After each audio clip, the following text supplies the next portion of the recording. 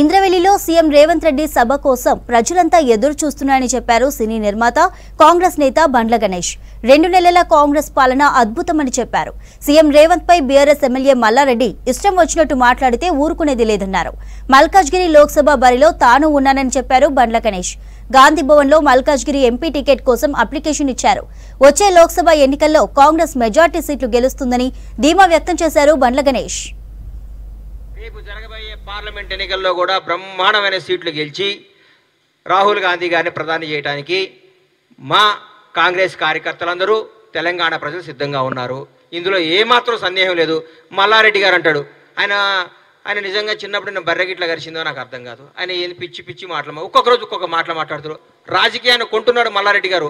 మాట్లాడితే ముఖ్యమంత్రి గారిని ఎట్లా పడితే అట్లా కామెంట్ చేస్తున్నావు. నీ స్థాయి తగ్గట్టు మాట్లాడు మల్లారెడ్డి గారు. డబ్బు ఉంటే సరిపోదు. డబ్బు ఒక్కటే కాదు నీకు కావాల్సింది. డబ్బు ఉందనే కదా నీకు అహంకారం.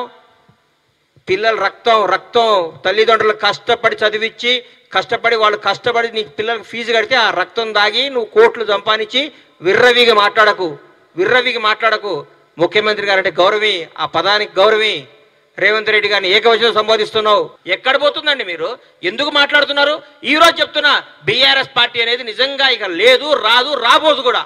ఎందుకంటే జరగబోయేది కాంగ్రెస్ వర్సెస్ బీజేపీ పోటీ ఉంటుంది. మిమ్మల్ని మర్చిపోయాం. మీ శకం ముగిసిపోయింది.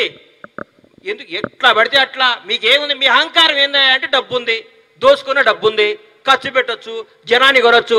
తెలంగాణ ప్రజలు మీ డబ్బుకు మోసపోరు, ఆత్మాభిమానంతో ముందుకు పోతారు. మీరు ఏం చేసినా కానీ ఈ పార్లమెంట్ ఎలక్షన్లో గజన విజయం సాధిస్తాం. ఈ 5 ఏళ్ళు కాదు, ఈయన చేసిన అద్భుతాలతో వచ్చే 5 ఏళ్ళు కూడా మేము సగర్వంగా తెలంగాణ ప్రజలను ఓటడిగి ఇంకొకసారి మళ్ళీ అధికారంలోకి వస్తాం. చేసిన మల్కాజ్గిరి పార్లమెంట్ అభ్యర్థిగా టికెట్ కోసం దరఖాస్తు చేయడం జరిగింది.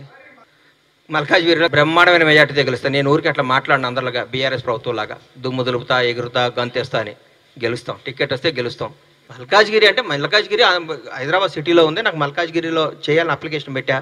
పెద్దలు ఆమోదించి అనుగ్రహించి నన్ను నమ్మి నాకు టికెట్ ఇస్తే ఘన విజయం సాధిస్తా.